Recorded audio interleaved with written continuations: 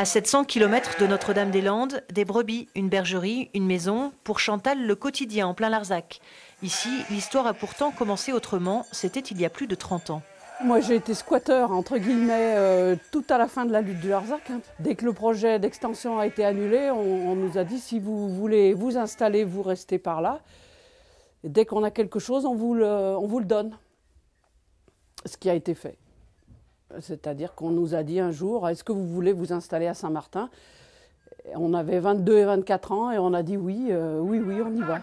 En 1985, à l'issue de 10 ans de lutte, aucune expulsion. Habitants, militants, agriculteurs sont devenus membres d'une curieuse entreprise, la Société civile des terres du Larzac. L'idée, gérer de manière collective les terres et le bâti. Pour chaque paysan, un bail valable jusqu'à la retraite contre un droit de fermage payé à la société. Sur le papier, un projet fou, en réalité, une petite révolution.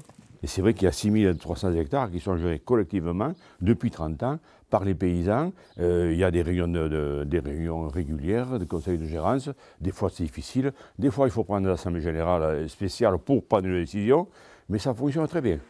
Si bien que les jeunes générations s'installent ici dans la sérénité. Pour Romain, le fils de Chantal, une chance. L'accès au foncier est tellement beaucoup plus simple et il n'y a pas la lourdeur de l'achat, ce qui est très important quand même. Donc ça permet effectivement de s'installer à moindre coût et de s'investir pleinement dans sa production et pas de produire pour payer un outil de travail. Ici, nul doute que la formule pourrait être exportée en cas d'abandon du projet d'aéroport.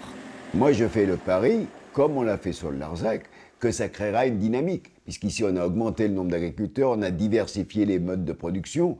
Maintenant, la quasi-totalité des agriculteurs sont en agriculture biologique sur la zone qui était prévue par l'extension. Et on a aujourd'hui beaucoup d'autres projets, que ce soit sur l'énergie, la gestion du bois déchiqueté, etc., etc. Préserver les terres, développer une autre agriculture, le Larzac donne l'exemple, espérant semer des graines jusqu'à Notre-Dame-des-Landes.